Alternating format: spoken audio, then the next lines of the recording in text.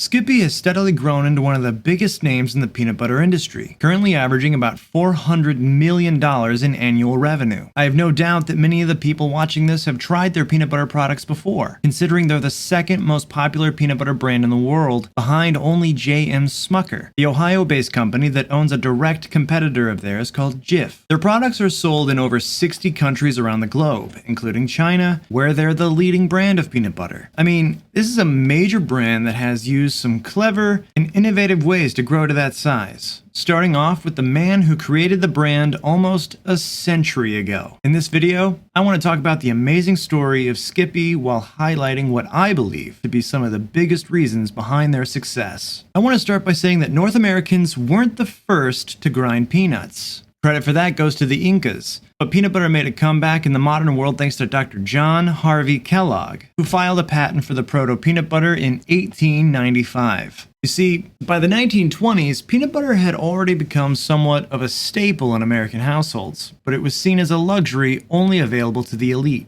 Some of the early adopters of peanut butter were celebrities like Amelia Earhart, Sojourner Truth, and Henry Ford. As peanut butter grew in popularity, more farmers started to grow peanuts. This led to a decrease in the overall price of peanuts and peanut butter, making them more available to everyone. It was around the same time that many people were experimenting with peanut butter and attempting to perfect both the recipe and the process of making it. But Joseph Rosefield, the founder of Skippy, was the first to add hydrogenated oils to peanut butter, making it creamier and preventing the oil from rising to the top of the jar. Since he already owned and ran a canning company in California, he decided to passively profit from his discovery. In 1922, the original process was sold to Peter Pan Company. By the early 1930s, Peter Pan withheld some of Rosefield's licensing fees. In response, Rosefield reworked his original recipe, improved it, and started selling his own peanut butter in 1932. He called it Skippy after a well-known newspaper cartoon. Actually, Rosefield might have borrowed more than just the name.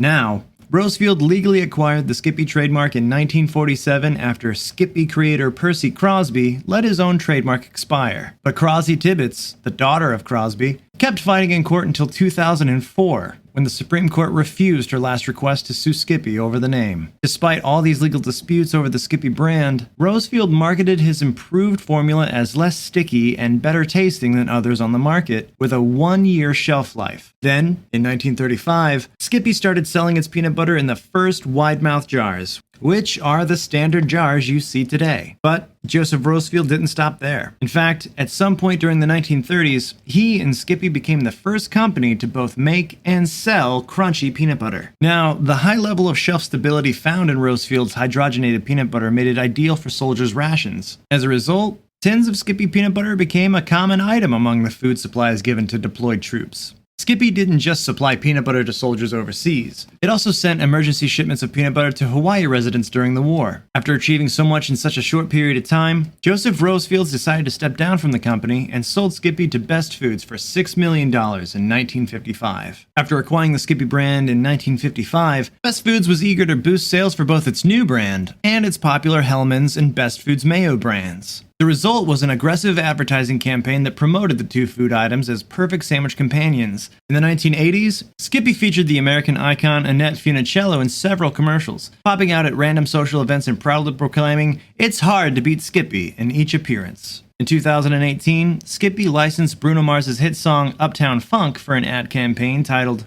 "Be Smooth Like Skippy," appealing to pop culture enthusiasts and helping Skippy draw even more attention to their brand. Again, so much of the food industry relies on brand perception, and collaborations like this have done so much to legitimize the Skippy brand. In 2000, Best Foods was acquired by Unilever, which then sold Skippy to Hormel Foods 13 years later in 2013 for a whopping $700 million, which was at the time the largest deal in the company's history. 1 year later, in November of 2014, Hormel announced that the company had finalized a deal for the Chinese production of Skippy, completing its global takeover of the peanut butter brand. In China, Skippy offers a spicy version. However, the smart move will probably be for Hormel to leverage the Skippy foreign brand and introduce Skippy-branded food products, like peanut sauce, which the Chinese use for noodles. But Skippy's journey through the 2000s wasn't without challenges. You see, Skippy had to issue product recalls in 2015 and 2022 after metal shavings were discovered in the production line for its peanut butter. Now, to state the obvious, food recalls are never a good look for a company. But in all fairness, both the 2015 and 2022 recalls were issued voluntarily by Hormel